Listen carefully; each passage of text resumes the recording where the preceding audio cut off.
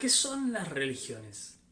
¿Cómo se originan? ¿Quién las crea? ¿Cuáles son las verdaderas religiones? Adentrémonos en este maravilloso mundo de las antiguas tradiciones religiosas, de sus avataras, de sus mensajeros, de sus enseñanzas y orientaciones, y sobre todo de cómo alcanzar la más alta espiritualidad, como lo hicieron aquellos grandes maestros y sabios de todos los tiempos. ¿Qué es la verdad y cómo alcanzarla? Acompáñenos a descubrir las claves de todo. En relación al mundo de las distintas creencias, doctrinas y religiones, se dice que existen 7 grandes religiones y más de 5.000 sectas.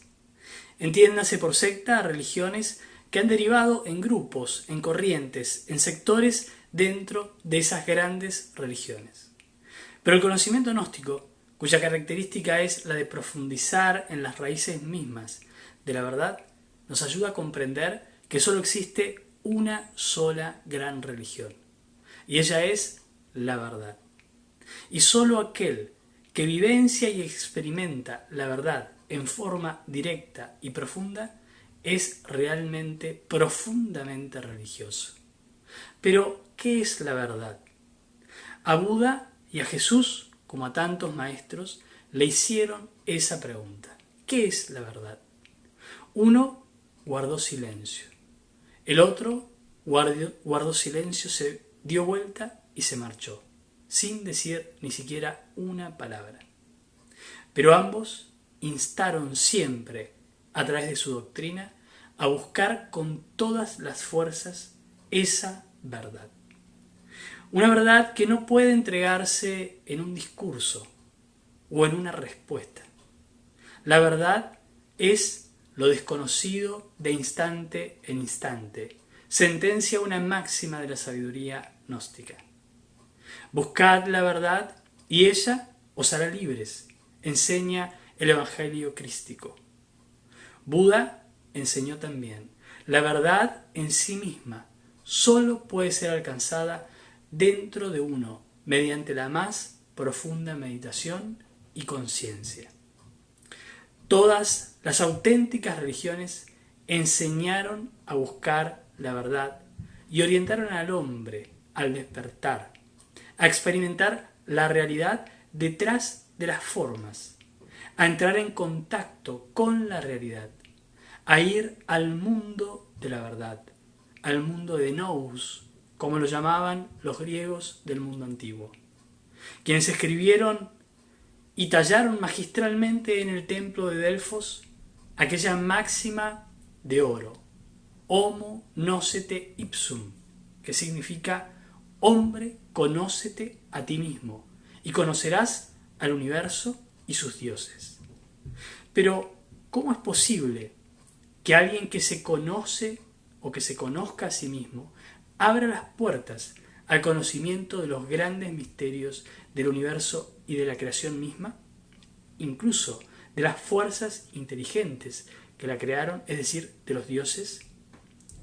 Debemos decir, para poder entender mejor todo esto, que quien se conoce a sí mismo descubre su estado interior, su estado de sueño profundo, su estado de miseria interior. Pero también comienza a conocer su realidad espiritual, lo que los griegos llamaron su conciencia, su capacidad de conocer lo real. Y quien despierta y desarrolla su potencial, venciendo sus propias tinieblas interiores, entra en contacto con todos los grandes misterios de su mundo interior y desarrolla sus facultades internas, con las que puede acceder a las grandes realidades de ese universo exterior. Todo eso se encuentra dentro de cada persona. El potencial está dentro y todo lo que necesitamos está dentro de cada uno de nosotros. Solo debemos despertarlo. El hombre en este mundo conoce muy poco en materia de lo que llevamos dentro, en nuestro mundo interior. Y nuestra relación interior frecuentemente es con nuestra propia mente, nuestros pensamientos, con nuestra psicología, con nuestros condicionamientos psicológicos, con nuestras interpretaciones teñidas por nuestros propios conceptos, nuestras creencias, nuestros temores, frustraciones, complejos, deseos, pasiones, etc. Pero poco sabemos acerca de lo que realmente somos y de lo que hay más allá de todos estos condicionamientos internos que tenemos. El hombre desconoce por completo aquello que es su conciencia íntima y más aún aquello que es su ser. Podemos decir que el ser es nuestra única real existencia, ante cuya transparencia inefable y terriblemente divina, eso que llamamos ego o agregados psicológicos, es meramente tinieblas y sufrimientos. La autognosis, que es el autoconocimiento profundo o el reconocimiento autognóstico de ese ser, resulta algo decididamente transformador. Conocerse a sí mismo en forma profunda es haber logrado el reconocimiento y la identificación con nuestro propio ser divinal. Saberse idéntico con nuestro propio neuma o espíritu, experimentar directamente la identificación entre lo conocido y lo cognoscente, es eso que podemos y debemos definir como autognosis. Esta revelación extraordinaria nos invita a morir en sí mismos, a fin de que el ser se manifieste en nosotros. Por el contrario, alejarse del ser, continuar como siempre, como ego, es continuar en la oscuridad y la ignorancia de lo más íntimo y significa condenarse a la involución y a la miseria misma íntima. Quien se conoce a sí mismo íntimamente, quien conoce a su ser, quien se identifica con su propia naturaleza espiritual, no desde una creencia o un dogma, sino desde la experiencia mística e íntima más profunda, comprende la necesidad de dejar de ser lo que ha sido para desarrollarse íntimamente y producir la autorrealización, es decir, el armonioso desarrollo de todas las infinitas posibilidades humanas. Aquellos que lograron despertar y experimentaron la verdad, y más aún, aquellos que siguieron su trabajo y lograron encarnar la verdad, son aquellos individuos que fundaron las grandes religiones. Moisés, Jesús, Buda, Mahoma, Hermes, Krishna, Quetzalcóatl, Zoroastro, todos ellos encarnaron la verdad. Cristo significa el ungido, y él expresó: yo soy la verdad, el camino y la vida. Por eso, Jesús, al encarnar al Cristo, encarna la verdad. Y por eso también es conocido luego como Jesucristo o Jesús Cristo, es decir, el hombre cristificado, el hombre fusionado con la verdad, con la divinidad, porque encarna esa verdad. Pero esto no es exclusivo de las enseñanzas cristianas. La fusión del hombre con lo divino está presente en todas las grandes religiones del mundo antiguo. En el antiguo Egipto, quien encarnaba a Osiris era un osirificado. Krishna enseña que él encarna cada 2000 años también. Pero claro, encarna en aquel hombre debidamente preparado. La palabra religión viene del latín religare, que es una palabra compuesta y significa volver a ligar, es decir, volver a unir lo humano con lo divino. La palabra yoga o yoga en Oriente significa lo mismo, unión, unir. La verdad desconocida, que es en términos cristianos el Cristo, es el mismo Osiris de los misterios egipcios, o el mismo Mitra de los antiguos misterios del zoroastrismo, o Quetzalcóatl de los misterios nahuas. Y él yace en cada uno de nosotros. y está esperando ser despertado y encarnado. Por eso Jesús enseñó: lo que yo he hecho, ustedes también pueden hacerlo, y más aún.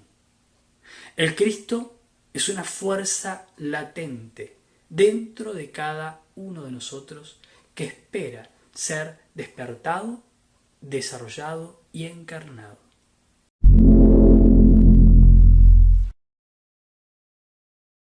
El cristianismo primitivo es muy distinto al cristianismo tergiversado de nuestros tiempos, con un catolicismo desgraciadamente desvirtuado de sus orígenes y con sus innumerables grupos o corrientes devenidas de las reformas, donde también muchas de ellas se han convertido en negocios más que en verdaderas instituciones espirituales. Podemos decir que el cristianismo de nuestros tiempos ha perdido por completo los principios del cristianismo primitivo, del cristianismo original, desconectándose de sus enseñanzas ocultas, de sus misterios y de sus orientaciones precisas para encaminar un trabajo espiritual y trascendental.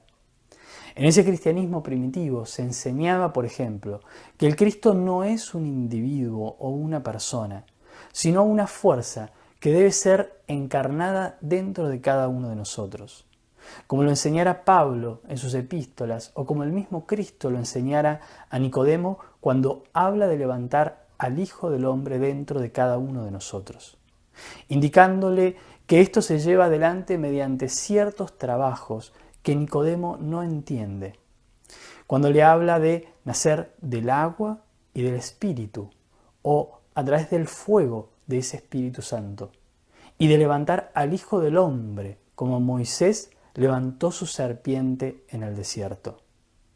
Palabras sin duda enigmáticas, pero profundamente simbólicas, que aluden al nacimiento interno mediante el uso del fuego que todos llevamos dentro y de nuestras aguas genésicas que todos llevamos dentro también.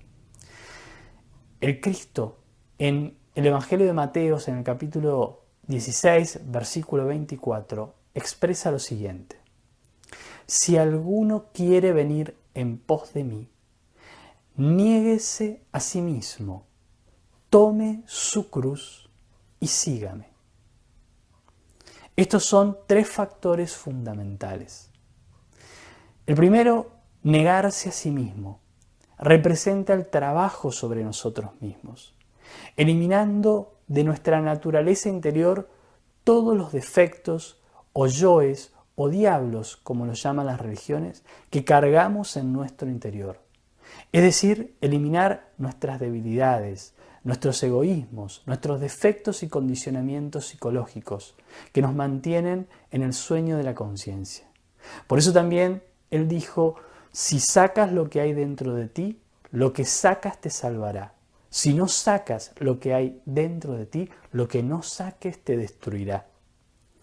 Este es el primer factor necesario en nuestro trabajo y se conoce como el factor de la muerte, porque debemos morir a todos esos elementos que traen dolor a nuestras existencias.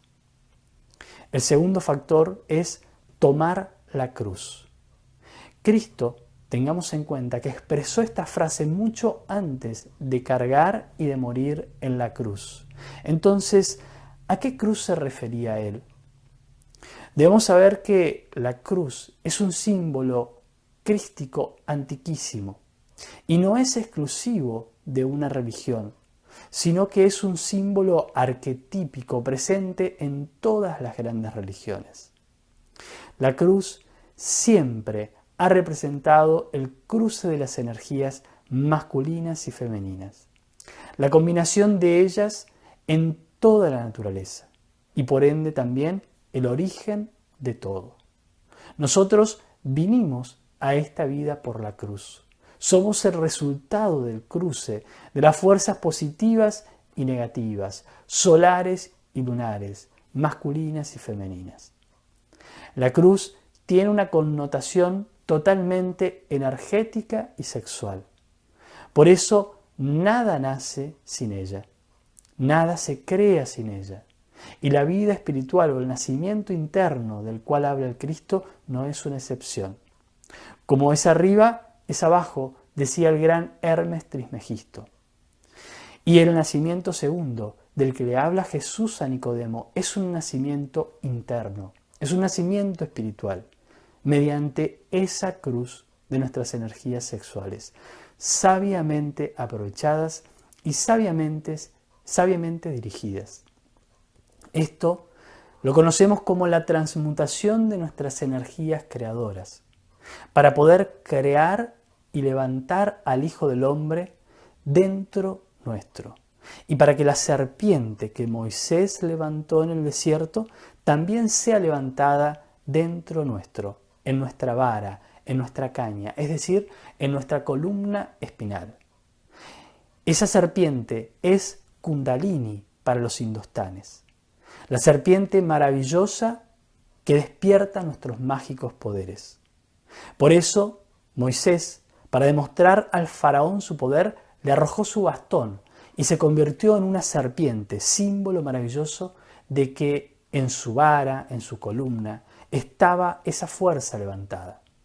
Ya hablaremos con mayor detalle de todo esto, pero debemos saber que este es el segundo factor, el factor del nacimiento interno, enseñado por todas las auténticas tradiciones espirituales. El tercer factor habla del supremo sacrificio que Él hizo y que debemos ir entendiendo inicialmente como el servicio desinteresado a la humanidad, es decir, ayudar al prójimo, al necesitado y a toda la humanidad dentro de nuestras posibilidades. Estos son los tres factores de la revolución de la conciencia.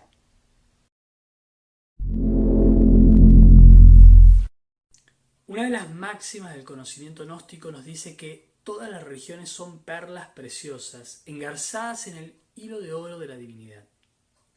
Esto nos enseña que toda religión es una gema que forma parte de un mismo conjunto, de una misma pieza, de una misma obra, de un mismo trabajo.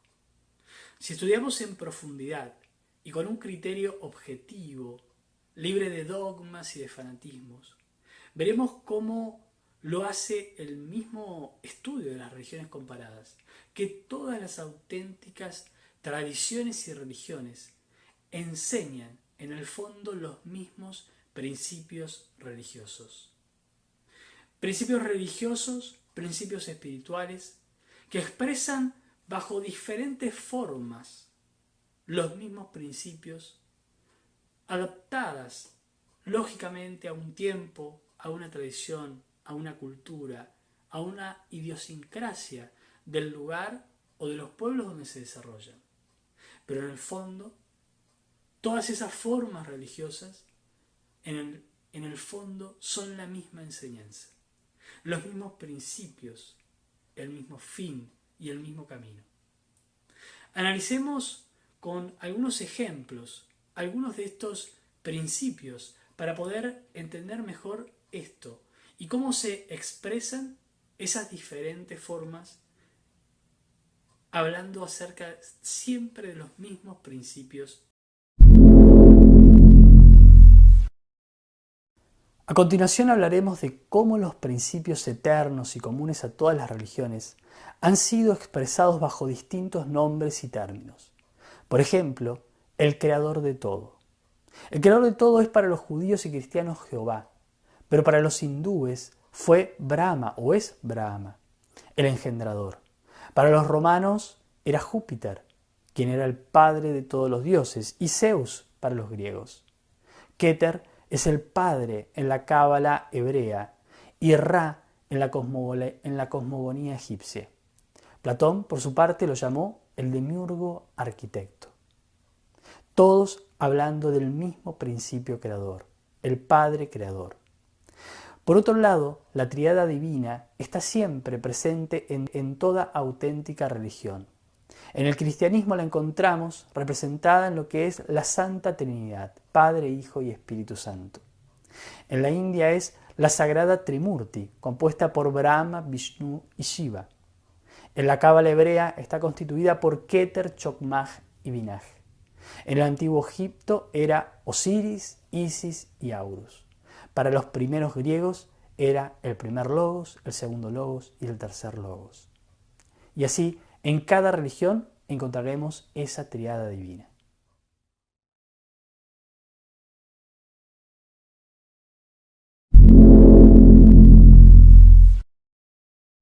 A continuación hablaremos de cómo los principios eternos y comunes a todas las religiones han sido expresados bajo distintos nombres y términos. Por ejemplo, el creador de todo. El creador de todo es para los judíos y cristianos Jehová, pero para los hindúes fue Brahma o es Brahma, el engendrador. Para los romanos era Júpiter, quien era el padre de todos los dioses, y Zeus para los griegos. Keter es el padre en la cábala hebrea y Ra en la cosmogonía egipcia. Platón, por su parte, lo llamó el demiurgo arquitecto. Todos hablando del mismo principio creador, el Padre Creador. Por otro lado, la tríada divina está siempre presente en toda auténtica religión. En el cristianismo la encontramos representada en lo que es la Santa Trinidad, Padre, Hijo y Espíritu Santo. En la India es la Sagrada Trimurti, compuesta por Brahma, Vishnu y Shiva. En la cábala hebrea está constituida por Keter, Chokmah y Binah. En el antiguo Egipto era Osiris, Isis y Horus. Para los primeros griegos era el primer logos, el segundo logos y el tercer logos. Y así, en cada religión encontraremos esa tríada divina.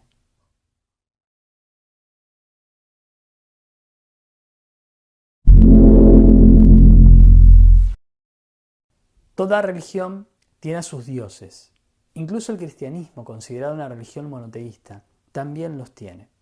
Ellos son los ángeles, arcángeles, serafines, tronos, potestades, querubines, que son los mismos dioses. Y como el Salmo 82 expresa, Dios está en la reunión de dioses. Todas las religiones, sin distinción, han tenido distintos dioses y jerarquías divinas. Semidioses, titanes, mensajeros, avataras, Dhyan Chohans, budas pratyekas, budas de compasión, etc. Todos estos seres divinales existen. No son el producto de la imaginación. Son criaturas de la creación que tienen su existencia en los mundos superiores, que se encuentran en una escala evolutiva superior y que debemos conocer y hasta llegar a tomar contacto con ellos.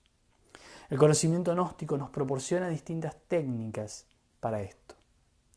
Pero esto no se trata de dogmas, ni de creencias, ni de fanatismos. Estamos sencillamente hablando de experimentación o de experiencia directa.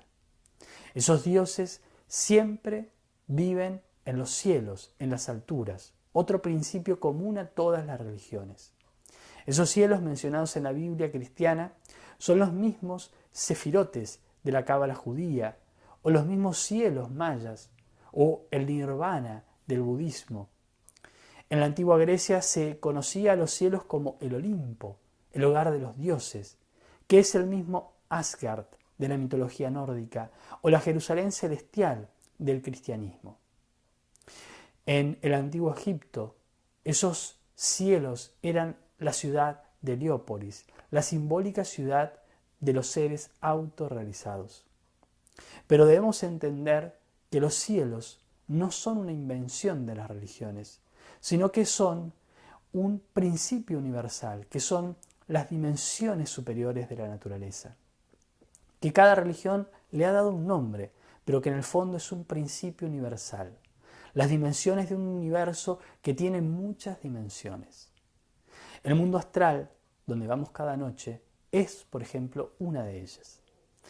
Así como existen los cielos, existen también los infiernos, denominados en las religiones con distintos términos.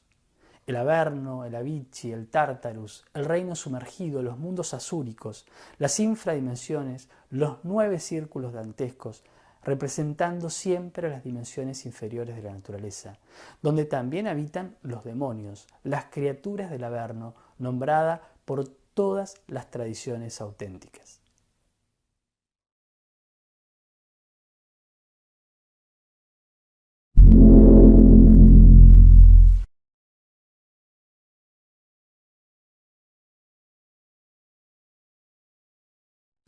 Dios Madre está presente en toda auténtica religión también. Ella representa y encarna las virtudes del amor, la comprensión, la virginidad y la concepción por el tercer logos, por el fuego o por la fuerza espiritual. En cada religión ha representado siempre el papel de ese vientre donde se gesta lo más puro, el héroe espiritual, el héroe solar, el niño Dios. Isis fue el nombre que le dieron a esa madre entre los egipcios. María fue la madre del Cristo en el cristianismo. Maya fue la madre de Buda en el budismo, virgen también como todas ellas.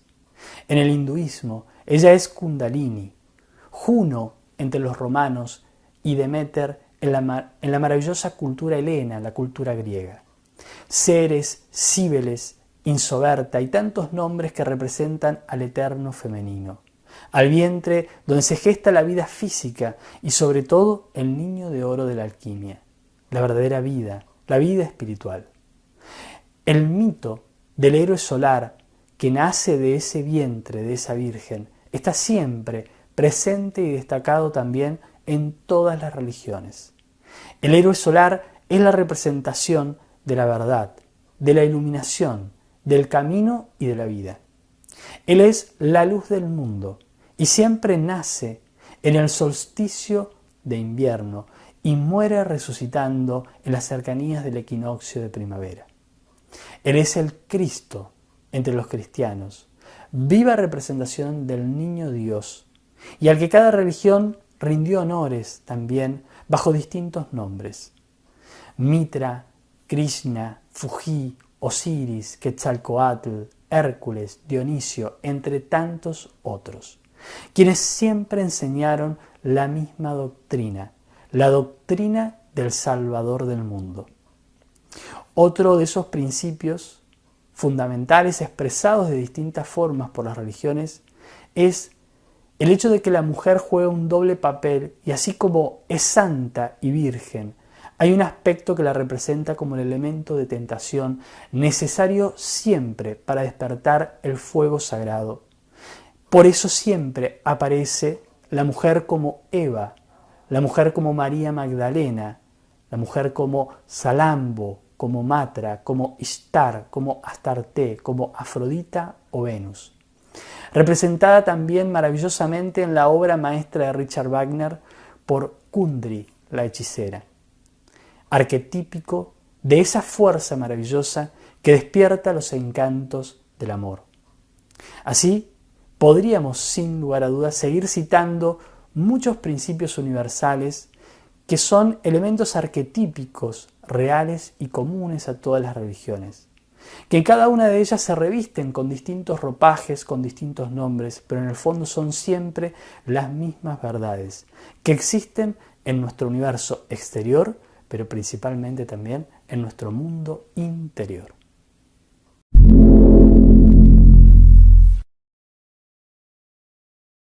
Más allá de las distintas formas religiosas, en el fondo, todas se desprenden de un tronco común, que es aquello que se denomina la gran religión universal.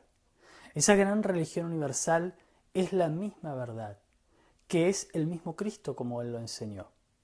Pero debemos entender que esa misma verdad es el conocimiento de todos esos principios eternos de los que las religiones nos hablan y que algunos hemos mencionado, que son esas realidades del espíritu, que son esos misterios de la luz que el Cristo dijo que debemos buscar y encontrar, y que todos los maestros han enseñado siempre lo mismo, que no son dogmas, sino que son principios universales que quien los conoce en forma directa se convierte en verdadero religioso, en un ser verdaderamente espiritual. No por creer, sino por entrar en contacto directo con esas verdades. Los griegos llamaban a esa verdad gnosis, y por eso quien alcanza la gnosis, como enseñaba Pablo de Tarso inclusive, alcanza la verdad y va encarnando esos principios crísticos. Por eso el Cristo siempre enseña a buscar la verdad, para que la verdad lo libere de dogmas, de penumbras, de creencias, de condicionamientos y de pobreza interna. Por eso, nunca nadie ha inventado una religión. Los avataras, los mensajeros, se han limitado simplemente a comunicar la verdad que ellos han experimentado, gracias a sus conciencias despiertas, mediante sus experiencias místicas, o mediante las experiencias místicas se experimenta aquello que no tiene nombre, que está más allá de la mente, más allá de los afectos, más allá de la forma, que es lo divinal y que es lo común a todas las religiones. La gnosis, también como un camino y un conocimiento síntesis y directo de todo esto, nos enseña el modo de llegar a esa verdad o a esa experiencia. Nos enseña el camino y la didáctica para producir la autognosis, es decir, el autoconocimiento profundo, y encontrarnos con esas realidades espirituales más allá de este mundo de las formas, más allá de las sombras, y poder así experimentar la más pura verdad. Quien se conoce consigue aquello que se denomina autorrealización, porque nuestro ser, ese ser interior profundo que mora en nosotros mismos, ese ser divinal y espiritual que yace dentro de cada uno, se hace a través de este autoconocimiento, él se conoce, se hace consciente de su propia creación, cuando esa persona ha cristalizado toda la gran obra.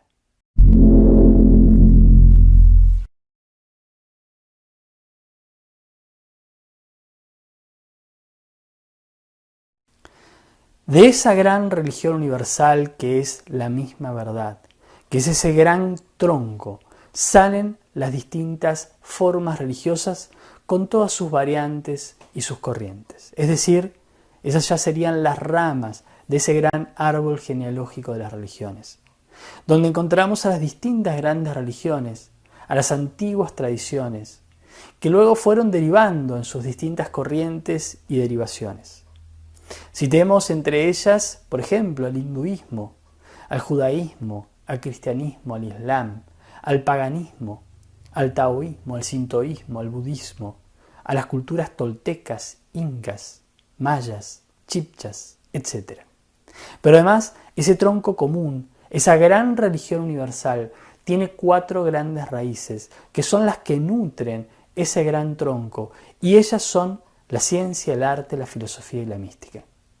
La ciencia es aquella ciencia natural que ese principio inteligente y creador de todas las cosas da a los hombres para que pueda vivir en armonía con sí mismo y con la creación entera. El arte es el arte natural para convertirnos en arquitectos de nuestro mundo interior. Es el arte de aprender a pensar, de aprender a descansar, a alimentarnos, a escuchar, a enseñar, etc. Es decir, es el arte de aprender a vivir. La filosofía es la filosofía que nos enseña a transformarnos para poder vivir y convivir en armonía con todo el mundo, aceptando cada persona como es, comprendiendo antes de querer ser comprendido y teniendo esa elevación de ánimo, altruismo y dinamismo que nos capacita contra todas las adversidades de la vida. La mística, esa 4ª raíz, es ese camino que nos integra con nuestra naturaleza divina, que nos enseña el cumplimiento de sus leyes, que nos pone en contacto con ella, con sus principios, con sus mandamientos, y nos exhorta como una virtud principal el amor a la naturaleza, a la vida y a nuestra hermana, la humanidad. En la próxima lección hablaremos de algo que es necesario conocer y entender cómo funciona. Nos referimos a una de las leyes metafísicas más importantes de nuestro mundo y de nuestro universo, la ley de evolución. Hablaremos de esta ley, de cuáles son sus características y de cómo funciona y afecta a nuestra existencia, de cómo afecta a nuestro crecimiento físico, pero también espiritual. Pero también hablaremos de una ley menos conocida, una ley que es su hermana gemela y que juntas constituyen el eje mecánico de la naturaleza.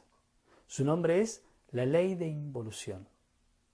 Estas leyes afectan nuestra vida y nuestros destinos. Pero además existe una ley aún más trascendental en la vida de un individuo que se propone realizar un trabajo interior profundo. Esa ley es la ley de la revolución, la ley que nos saca de la rueda de eternos nacimientos, padecimientos y muerte. Acompáñenos en la próxima lección.